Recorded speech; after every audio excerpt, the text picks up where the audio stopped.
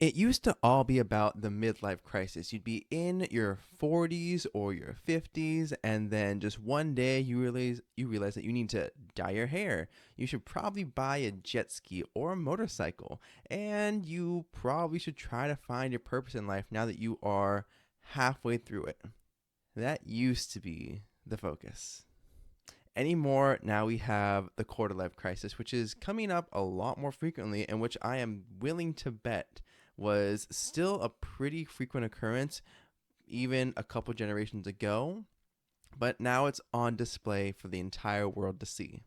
So, keeping everything simple, let's talk about, is Gen Z having a quarter life crisis? And is there anything that we're going to be able to do to make sure that we are finding not only our purpose in life in general, but also still allowing for experiences to happen?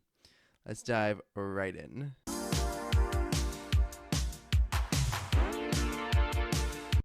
Welcome back to the Keeping Everything Simple podcast. I'm your host and fellow student Michael Klukas, and in this show, we boil down complicated topics into simple and actionable tips. So we're just going to launch straight into it. The first topic is going to be about just the uncertainty in your 20s.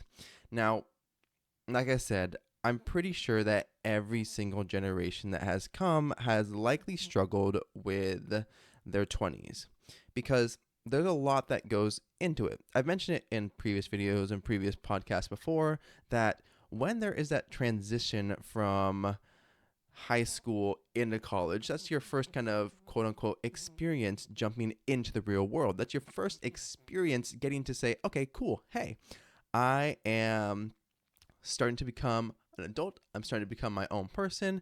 And this is exciting. This is a lot of new things happening all at once.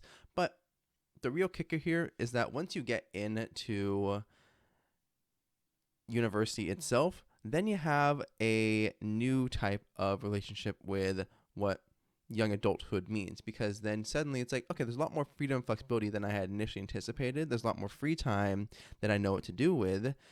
But where am I going? What do I really want to do? Because college is supposed to be kind of about finding that out. Now, Gen Z anymore opts for things, a balance of like trade schools, university, and then just no college at all. But I'm pretty sure every generation struggled with, after leaving university or after leaving whatever that second like introductory phase was.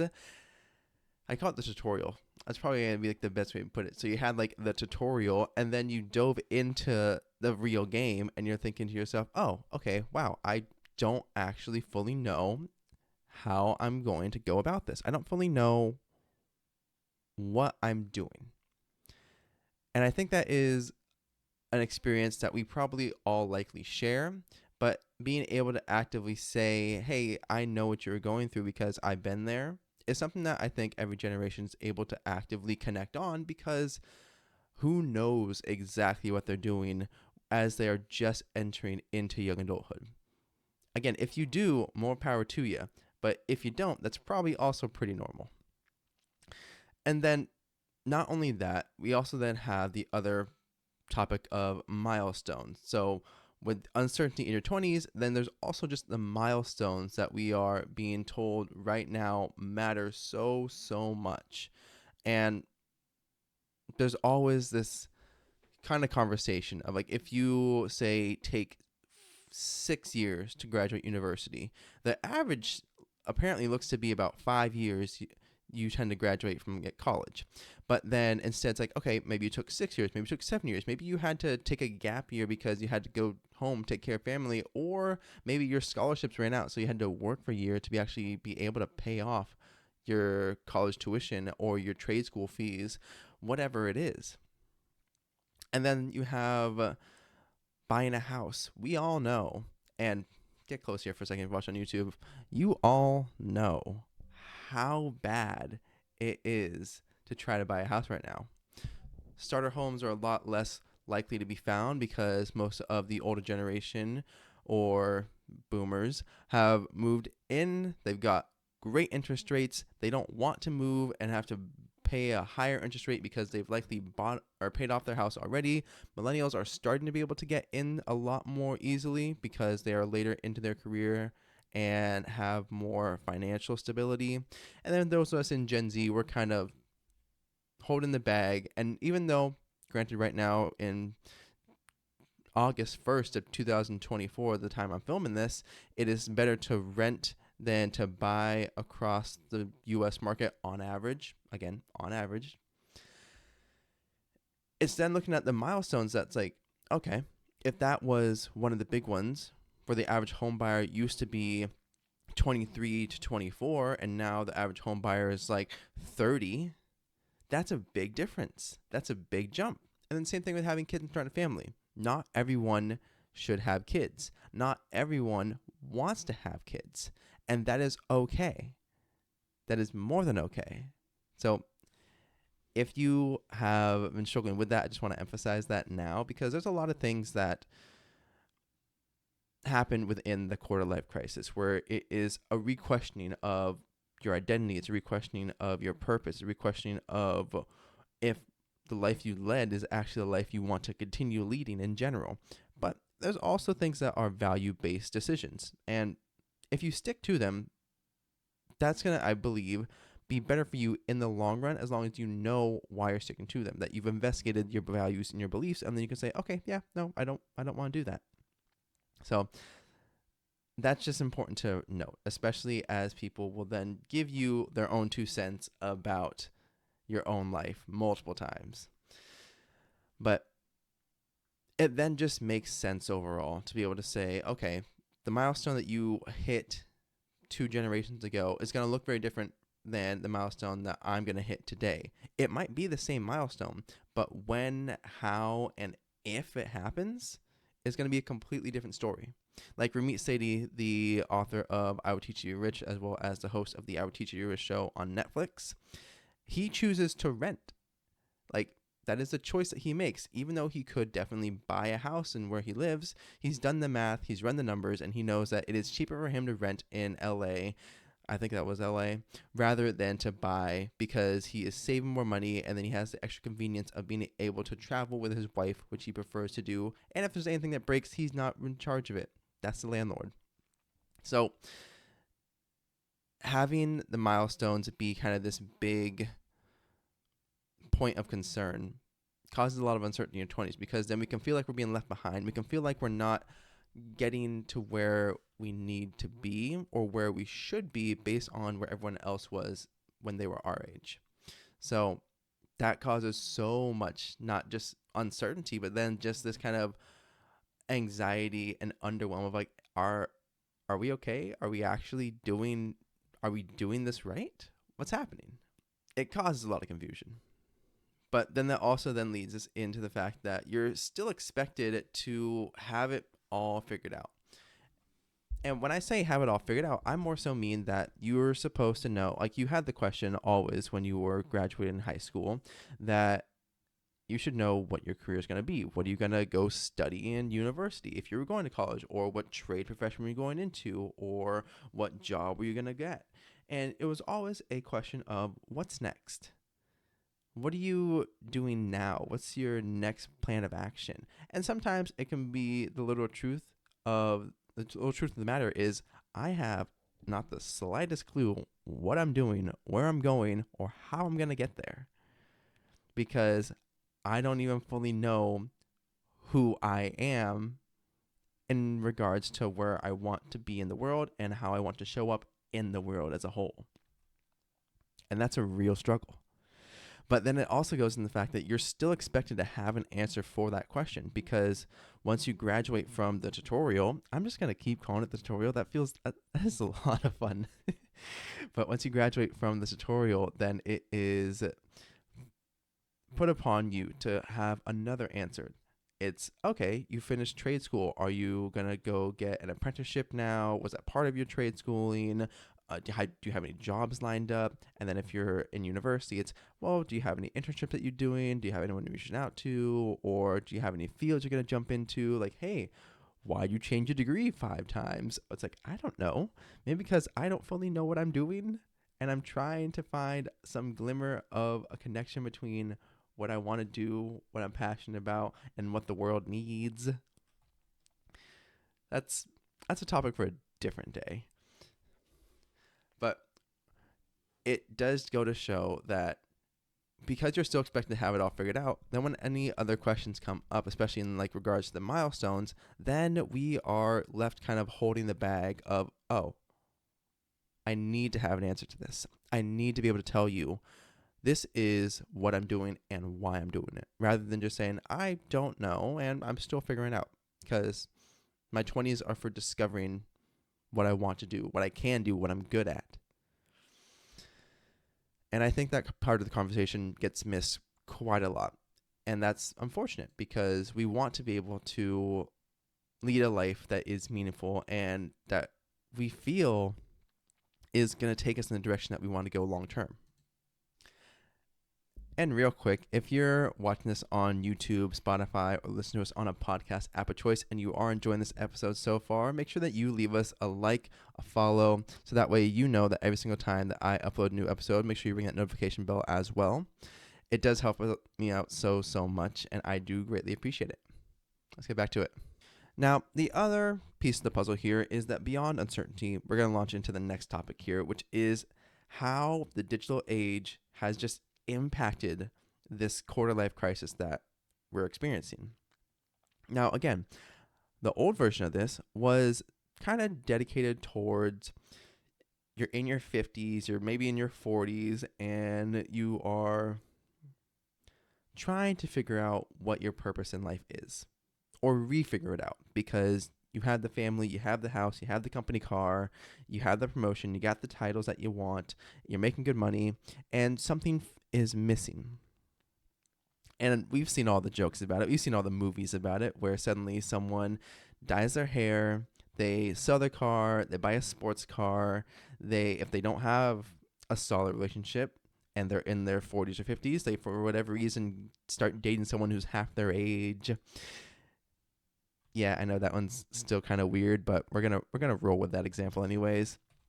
And that is usually what the midlife crisis would look like. And so having a quarter life crisis, just ask the same questions but earlier, because then you have to wonder, is that all there is? And then in the digital age, we have the problem of what we often refer to, or what most people refer to as the highlight reel.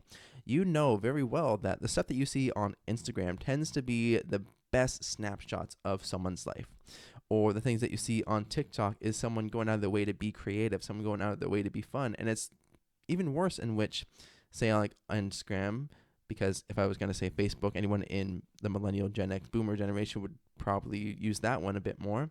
But we're focusing on Gen Z at the moment. But if you're on Instagram or Snapchat and you're seeing stories about your friends going off and seeing an awesome concert, going to Europe for a month or 3, and you see them buying a new car, or you just see so many different experiences that are awesome to have, that are fantastic to see. But the problem is they're not happening to you. And you are getting filtered the best of the best. You're getting filtered the highlight reels. No one's going to post there, hey, just got let go from my job. Here's me 5 minutes after that. Or, hey, just got into a car wreck. Whoopsie-doo. No. Instead, if anyone does post about that, it's usually a while after the fact. It's usually after they've had time to compose themselves, and usually after they've had a reason to do so, because it's not always wow, I need to share that. Rather than, wow, I just got a raise at work. Here I am, treated myself out. Here I am, treated my family out. Here is the new car I just got. It's those big moments that, again, get shared and get seen over and over again. And that then causes the other problem, which is the comparison trap. Now, the comparison trap in of itself is exactly what the comparison trap itself is exactly what you're thinking. It is comparing someone else's level 20 to your level 10 progress. Think of it like Super Mario World. If you have that first entry level where it's world 1 of 1 and you're getting past that first Goomba and you're going through and you're having a good win, You're having a nice time. You're thinking, okay, this isn't that bad. Then you got someone who's on like World 5, Level 1. And then they're dealing with not only the Goombas and the Koopa Troopas and the Spikies and the Hammer Bros. You're thinking, okay, wow. Every time that they have a win and accomplish something, it looks so much more fulfilling. It looks so much cooler than what I'm doing. What am I doing? What is the point of this if I can't do that? And then that's the problem, is like if we start comparing our level 1 to someone else's level 20, then we're just going to have a horrible time no matter what we choose to pursue, no matter what we choose to actively dedicate our time to, because we aren't recognizing that our own path is going to be so much more fulfilling if we can actually focus on it.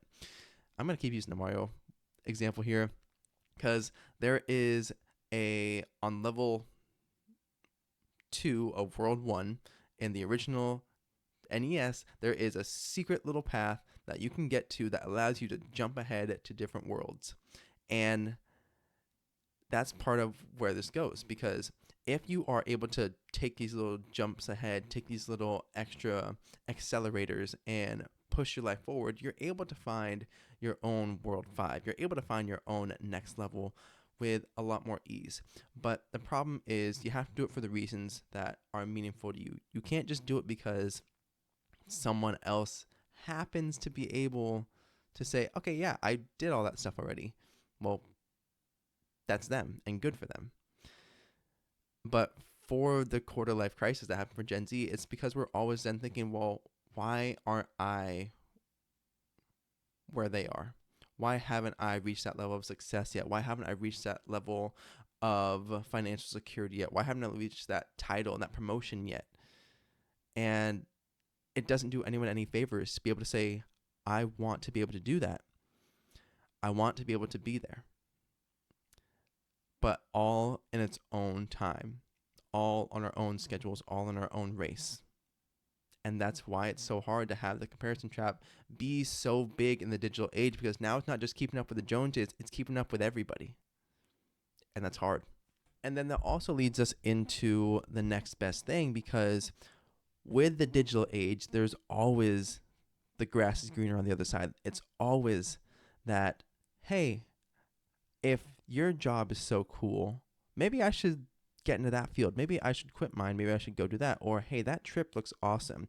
My trip to this national park. Maybe you went to Yellowstone and you got to see Old Faithful and you got to see the bisons roaming around. Maybe you went to the Grand Canyon. You got to see one of the biggest natural wonders of the world. And you're thinking to yourself, this is awesome, until you see someone posting that they're in Europe checking out the Eiffel Tower during the 2020 or the 2024 Olympics in Paris. And you're thinking, wow, that's better. That's cooler. I wish that was me. It not only goes from the highlight reel to the comparison, then it goes to the searching for the next best thing. It's like, I could be doing something else. I could be doing that. I could be on a cruise in the Caribbean right now rather than here at the Grand Canyon looking out over the views. And that's where the problem comes in, because if we are always searching for the next best thing, and this is something that I am very much so guilty of. I did this a lot during university, where I would search for the next best thing in terms of the classes, in terms of my housing, in terms of how to save a penny. And it's exhausting, but very relevant, because sometimes we can't help it. When we think that the grass is greener on the other side, we want to go to where the grass is greener. We want to go to the other side and find something that we think is going to be bringing us a lot more dopamine, a lot more happiness, a lot more fulfillment. And then it just becomes a negative cycle, because then if we're always searching for that next thing, then we're never going to be satisfied and happy with what we got and where we're at. But even with that, this then leads us into the final topic, which is crafting your identities. And like the solution and then actionable tips I want you guys to take away from this is that it's messy. Our quarter life. So I turn 25 next month. My quarter life is actually fast approaching. And I still don't know what I'm doing. I still don't know how I want to show up in the world and how I really, really want to find the career that means something to me. That's scary. It's messy. And it's often changing because I'm trying to figure out what that means while navigating newly married life, while navigating my career, while navigating trying to build something online. And for you guys as well, it's likely going to be messy and it's changing. And if we're crafting our identities, if you're crafting your identity, it's going to keep being redone. And when I say redone, it's not that you're scrapping everything and starting over every single time. Instead, it might be one day you read a certain book that just happens to click in the back of your head and you realize, wow, this is one of the answers I was looking for. This is, maybe it's a spiritual focus. Maybe it is a career guidance book. Maybe it is some mental model that you're using to plan your lifestyle with a bit more intention. Whatever it is. But it's messy because if you are suddenly introduced to this new idea that helps click into place something that you actually want to hold on to and something that you actually want to use in your life, that's fantastic. Implementing it is going to be messy. Finding it might be a diamond in the rough. It might be that needle in a haystack. I'm just throwing out all the terms here right now. It's great. But it really is important that we recognize that when you are crafting your identity, you are going to be introduced to so many different ideas, so many different topics, that it's going to feel overwhelming. But you need to start messy. You need to actually get into it, because if you can't get over it, get into it instead. That's going to be the solution to at least emerging from your quarter life crisis with a bit more clarity. Because throughout your entire life, you're always going to be changing, and you don't want that to be something that you're going to shy away from. Instead, you want it to be something that you're going to embrace, because if you're changing, you're growing, and you want to be growing in a positive direction over time. The other part of crafting your identities then comes into question of who's in your inner circle. Now, this is going to sound a little harsh because not everyone from high school is going to remain your best and closest friend as you go into adulthood, because sometimes friends exist for a season of life and sometimes they exist for a lifetime. A great example that I have is the fact that for my own father, he had so many friends that he knew as a small boy growing up, and he stayed in contact with them into his adulthood, into his late adulthood. And for myself, I have my closest friends, my inner circle, are people from high school. But I've seen it play out over and over again that that's not the case for everybody. For those who move away to college and then you're more statistically likely to stay in your college town, their inner circle might be people that they met in university. And then for those entering kind of that end of the quarter life, so maybe you're entering into your 30s or whatnot, then you might be finding that your work friends are your closest inner circle. If you're lucky, you're having people that stick with you throughout the entire process, but also at other points, if you are intentional about it, you'll realize at some points you need to walk away from certain circles. And that's okay. It doesn't feel good, but it's okay. And so then you have to question, as you're crafting your identity, who are you going to want in your inner circle? Because it's not so much that you are trying to cut someone out because they don't give you anything in return, because that's far too transactional. That's not what we're going for here. Instead, it is, are you being raised to the level of the people around you, or are you raising up the people around you instead? Because it should go both ways, but it should never just be that you don't know where you stand in that relationship, or you don't know what season of life you're in. And so maybe you are trying to actually build a career, but the season of life that you had these friends from were dedicated towards partying, going out and having a good time, which isn't bad, but it depends on the season that you're in. So you have to then ask yourself, what is the inner circle I'm building, and does that fit the life that I want to lead? Sometimes one or two of them do. Sometimes none of them do. And it's important to understand how that impacts who you are and how quickly you're likely going to go through a quarter life crisis, because I would imagine, I don't know if this is accurate at all, but I would just imagine that someone who has spent a majority of their time partying and having fun and has kind of just coasted is going to have a much harder hit to them when they are suddenly realizing that at 25, 26, they need to pick a little bit of a specialty and start trying things out that don't just revolve around that lifestyle. As opposed to someone who enjoys that lifestyle, but still then also in the daytime has goals, projects, and the career that they're currently working in, even if it's not the career they ultimately end up in. So you have to ask yourself, who is in your inner circle, and are they actively elevating you? Are you elevating them? Or is it time to find a new circle?